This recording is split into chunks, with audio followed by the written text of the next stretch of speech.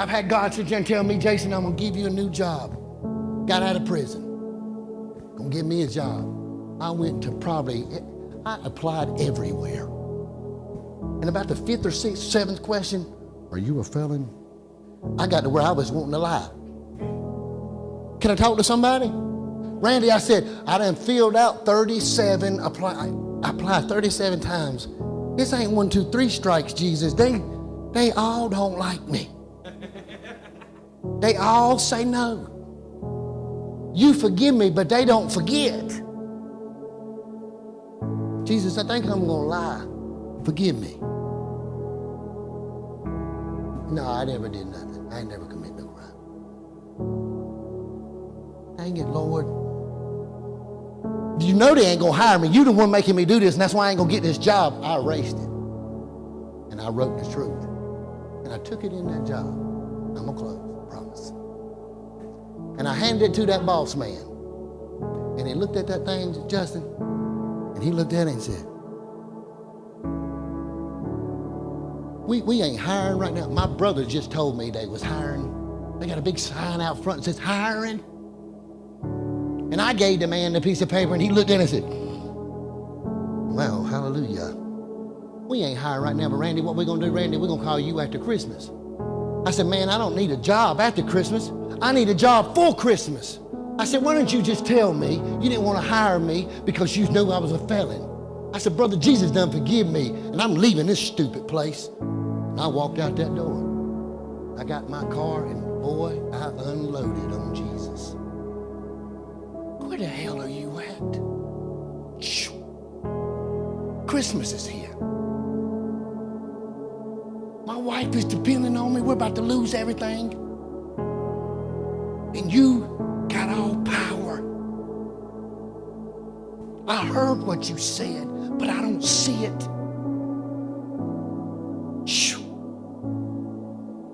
Mikey, I pulled up out of that Duck Leffert. That's who I was talking to. And I pulled up out of that car and I was crying. He come to my door and he said, roll down your window. I don't know why, but I need you to come in this building. I rolled up that window and said, I know why.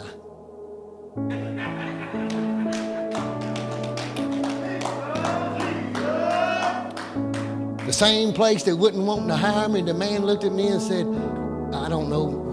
And I told him, I said, I know why you called me in here. He said, you do? But they tell me. I said, my daddy has the heart of a king, and he turned your heart to give me a chance. And Doug said, you think so? I said, I know so. Same conversation. You can't make this stuff up. I just been released from prison. He said, well, the good thing you got going for you is that you got a driver's license. I didn't have a stitch of driver's license. And he said, I need a copy of your license. That's going to help you get this job. Oh, God. And I said, Duck, I said, Mr. Leffert, that's what I said. Mr. Leffert, if you're watching Hallelujah one day, I said, I don't have no license. He said, didn't I just see you driving a car? I said, yes, sir. I need a job. He said, and I said, man, I heard you didn't need no license and that they pulled you over. He said, so you gonna take that ride every day to work? And I said, yes, sir. He said, can you pass a drug test? I said, oh yeah, I got that. I got that. And he said, well, I gotta have some kind of ID. Here we go. Only ID I had in my pocket, church, was a prison ID. And he said, I gotta have an ID or I can't hire you. I said, well, I got an ID too. He said, well, let me see it. I pulled my ID out of my pocket and I handed it to him and he picked it up and he went, boy, this is getting good. It says you was released yesterday? Yes, sir. The man said, just give me a minute, okay? Let me process this. He walked down the hallway.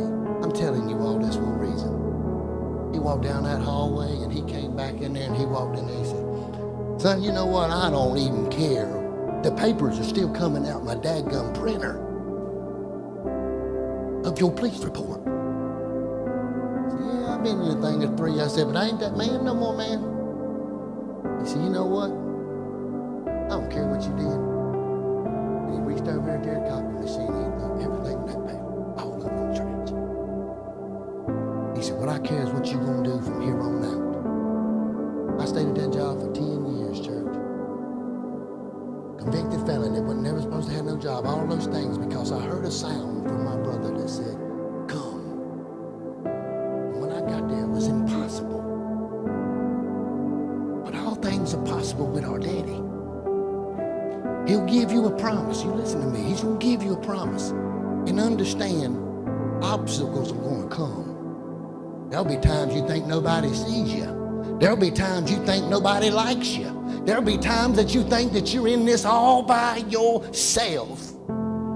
And that God is 1,000,000 miles away. Teacher's always quiet during the test. I don't know who I'm talking to in this church. God has been trying to give you a sound. He has more for you. Don't